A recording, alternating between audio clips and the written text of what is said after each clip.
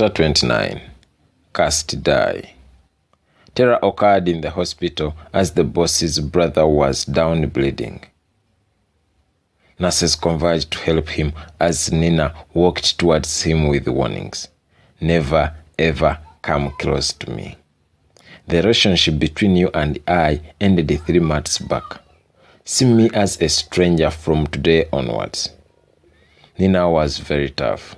She picked her bag and moved out. She had fought for her rights and was not sure whether her job still existed. She went to her place only to find the room empty. She panicked and called Arrow, who picked her.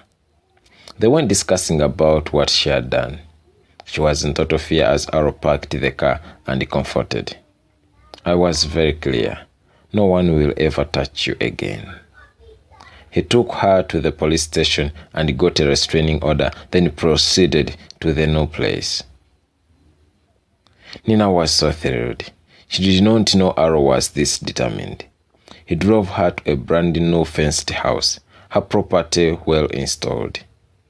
There was a maid to help her with work, then a gatekeeper who doubled as her driver. Arrow led her to the garage and handed over the keys to her. Nina killed Arrow with kisses. He made her run crazy.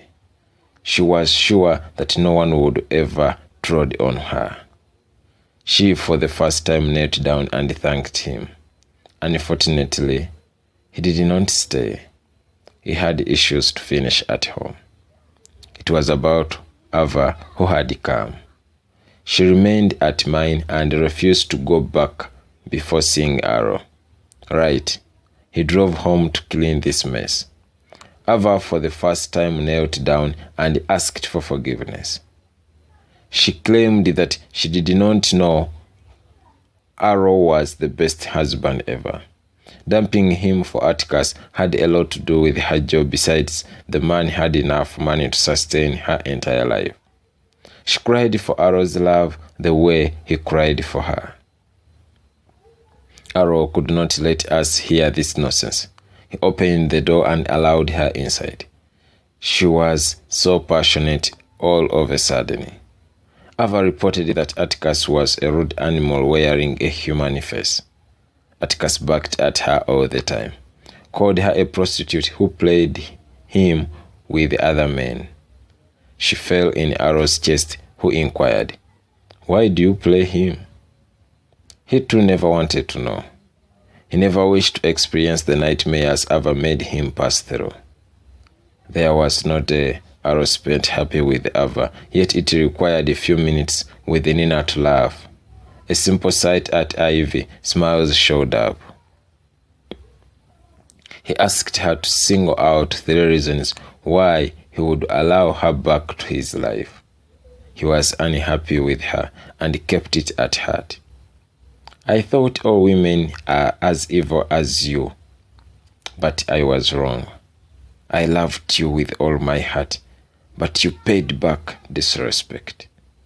You told the whole world that you never loved me.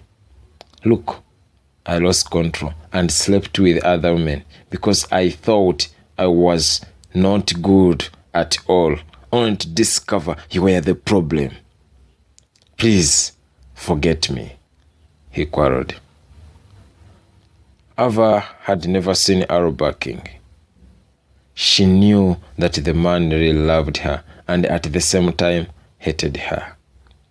He took a deep breath and requested her to take her drama to the National Theatre. Arrow chased Ava without a second thought. She told him that they had a baby together whom she wanted to grow up with the parents. Arrow instead showed her the doorway. Ava, for the first time, lost. She never thought of losing a man in her life. She had lost to Arrow. She was extremely heartbroken and went home crying. The more she thought of what Arrow had spoken, the more she learned about how men were supposed to be treated. She realized that a man could have multiple women and remain unchanged, but once a woman did, shame would cover her. No one would ever respect her, and lastly, no woman could have two husbands at a go. She understood that that's the way it is. 3 weeks passed. The row between Atticus and Ava intensified. He complained about the baby's looks. He warned that if he realized it wasn't his, he would poison the two. She panicked that evening and went to see Arrow. She found him inside watching soccer highlights for Premier League. She looked humbled and calm, but still beautiful. Nina and Ivy were extremely beautiful, but Ava's beauty was unique. She knelt and later crawled to where he was while sobbing. Arrow opened his legs and she fell between them. She miserably wept before him. It was a million-shilling trick that my brother could not easily escape. He pulled her to the chest, from where she cried further as he caressed her back. He got up and lifted her up to the bedroom. There was no time for discussions. She really missed him. They did not talk. Arrow was still mad at her. She kept passing by occasionally for a full month until she finally packed her belongings and reported. Arrow for the first time looked at the girl and gave her a name, Amanda Effie. He carried her on his back around the compound. Then he came back to find Ava vomiting. He did not take it seriously and came to see me. We discussed about how weird women were. A woman can stay with a man for her entire life and gives birth to children that belong to another man. I congratulated him upon being the lucky one, for Atticus was the victim in this, just like me. Ella carried a baby for another man, and I knew it. I saw her calling me honey, as I cared for her, escorted her to the hospital, especially during emergency days. Life is unfair. Arrow never wanted to hear my story. He went back to check on Ava, who handed in a urine stripe test. It read positive.